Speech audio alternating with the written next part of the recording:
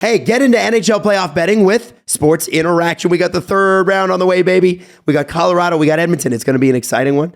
And then we'll see what happens with New York and Carolina. But either way, it's going to be an amazing Western and Eastern Conference final before the game starts, live in and play, or how your favorite player will perform, doing it right since 1997. It's Sports Interaction, and it's Canada's sports book with the most competitive odds. Sports Interaction makes it easy to deposit, easy to play, and easy to cash out. Join now and see that all that sports betting has to offer. It's sportsinteraction.com/STPN. That's sportsinteraction.com/STPN. 19 plus. Please play responsibly. Rasmus Sandin made news yesterday on because of the 32 Thoughts podcast. Because of us. Because of us? At the end of our last episode, I asked the question, would it be bad if he got offer sheeted?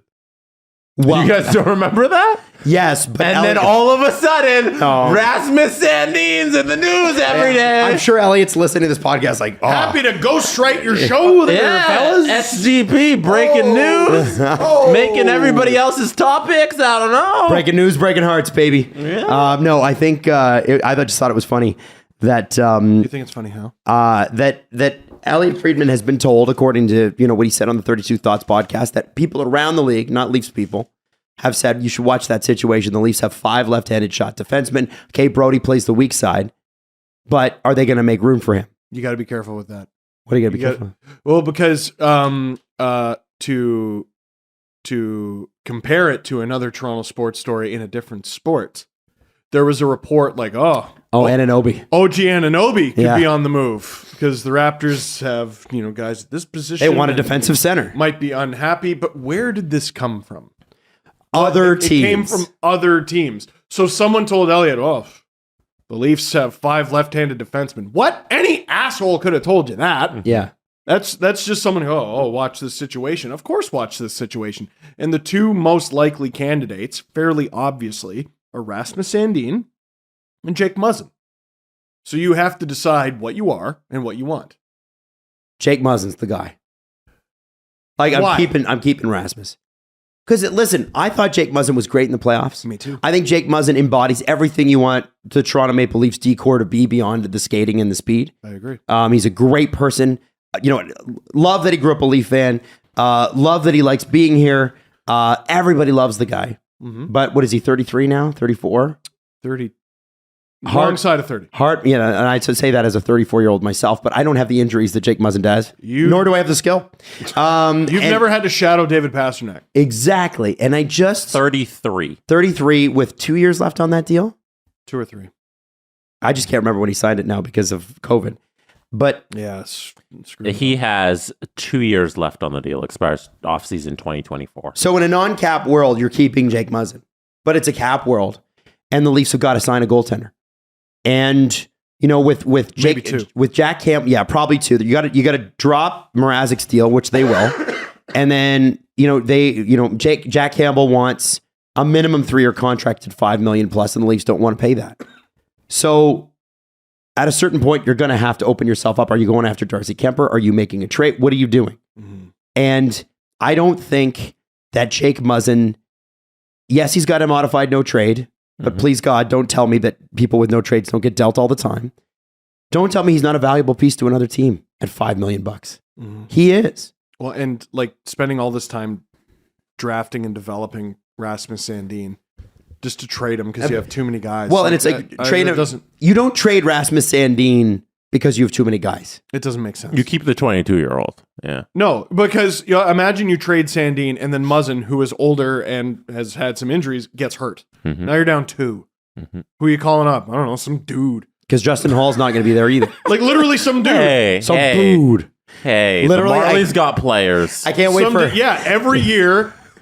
there's one day where Dubas is like, I'm signing 8 randoms. Kivi Halme, let's go. Yeah, and every year, and we convince ourselves, here is why randoms number 1 through 8 are the best players in the world, and then we almost never see them, and when we do, we're like, oh, they're a random. Jesse's going to draft, the person's name is going to be spelled Somdoude with the apostrophe on it. Some dude. Some dude in his NHL GMing the next time he signs up. He just got fired, by the way, in his own stream. We'll talk about Good that. for him. You are disrespecting Axel Rindell. and Joseph Duzak. Who's gone? And Tapi Niemela. There's Tapi Niemela, there's a guy. It's a 160-pound child who has not played professional hockey in North America. He might be Dahlstrom? great. Everyone, please stop. Carl Dahlstrom could fill in For Jake Muzzin and Sandin aren't here anymore. Does everyone see what I'm bloody saying? You know what I mean? It's a very funny point. Muzzin is more difficult to move. I don't think he's so difficult to move that there's not a point in at least looking at it.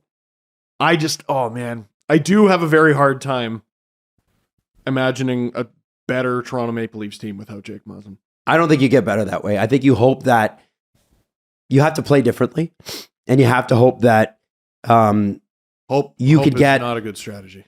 Well, maybe you can get, and I'm not saying Zach Bogosian, but maybe you can get a Zach Bogosian type on the second pair or third pair. Is there a way you keep both? I think there is. Like, what's the Sandin contract look like if they can get both done? I mean, $2 million a year, maybe. If you're Sandin, you probably aren't looking for a long-term deal because you haven't necessarily been an everyday player. You probably want a shorter deal. But he believes, from what I've heard, he believes, and his agent believes he's an everyday player and doesn't understand why they're not playing him every day. He's right. He is right, and I don't understand that either. Yeah. There can be criticism leveled at that. There's a logjam.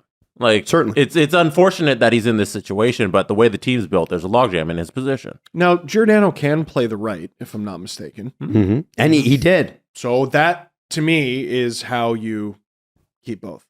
Yeah. You have I don't know. Oh, yeah, but then there's Liljegren. No, so you have... Hall's gone. Yeah, Hall's Assume gone. Hall is gone. They do have there's a solution here. Again... By the way, how did Justin Hall get a modified no trade? Can we throw that out? What? He is a modified no trade in his final season. We'll click the thing. It might be like 6 teams or something. Player submits a 10-team no trade list. Yeah, that's not bad. How? Yes, it is. He's marginal. He makes like $2 million. Give him that. 10 teams? Absolutely not. Absolutely not. You never give him that. Oh, because he makes $2 million. Sorry, you don't get modified no trades until you're making $6+ million on my team. You don't understand how difficult it is to be a GM. Like, as somebody who understands, as somebody who got fired as a GM, to push it over the line, to get it over the finish line, sometimes it requires 10 teams. You give it to him. You know how you can just dismiss everyone who hasn't won a cup? Yeah, that's right. No that cups. Guy right there. No cups. No simulated cups. Boo. Boo. Boo. You got to remember too. So Liljegren, Sandin, RFAs, Lyubushkin, UFA, but Lyubushkin's a right shot D. Yep. And I think you bring Bush back. Well, if you're going to get rid of Muzzin, it makes some sense. Muzzin and Hall, I would think. I don't think it makes sense to have Sandin and Liljegren not as everyday players next year. I don't think you can either. I really don't. No. Like, I could see a defense core that looks like this. I want them to play Riley Brody together, for God's sakes. Stop the nonsense. They play great together. Stop. Well, and now here's the thing, though. Like, Gio on the second pair, I don't think makes sense. So could you do... Because I was thinking, like, Sandin, Liljegren, third pair. No, that doesn't make sense, because then you're bumping up Gio. Well, okay, so put Gio down and put Timothy Liljegren in the top 4, which he's good at. Sandin and Liljegren up. Like, this is the thing with being a... And Lyubushkin, Giordano? I don't hate that. That's okay. That's okay. Like, the problem with being a cap team is you have to make decisions like this. Yes. Right? Like, you're going to have to give young guys a shot, and you're going to have to watch them play like shit through October and November. And you're going to have to get comfortable with them playing like shit as long as they improve. And by the time, like, Valentine's Day hits, they're no longer playing like shit. And then you feel confident heading into the trade deadline, and hopefully you don't have to do anything massive at the trade deadline, because if you can pull off something massive at the trade deadline, bless you, fill your boots. If you have to, you probably shouldn't be making the move in the first place. Interesting. So anyway, I wouldn't put, as Steve said, I wouldn't put too much into the rumor that Sandin's not going to be here next year. I could, like, listen. To tie that up in a bow. If I'm Sandin and I'm his agent, and I'm talking to the Leafs, and I'm not an everyday player next season in their eyes, I asked for a trade. I wouldn't be surprised at all to find out Sandin has asked for a trade, or he's asked for like a conditional trade. Listen, if you're not going to use me, blah. That could be like a Thanksgiving sort of thing, like an American Thanksgiving thing. Like, let's say we get to that point in the season next year and he's a healthy scratch ever. He just goes, all right, that's enough. Move me. Clearly, though, he's like, I didn't understand it in the playoffs either. I thought Liljegren he was injured. Well, okay, fair enough, but they said he could have come back. And Liljegren getting scratched. Yeah. Like, I know Hall came in and he did have some good games, no question. And he had some Justin Hall moments, no question. They never went back to him. But they never went back. They never tried it. Yeah. I think he found what he liked. Yeah. It was and listen, on the it PK. was security blanket. It was, and it was also Every coach has one. one goal separated the two teams, right? One goal.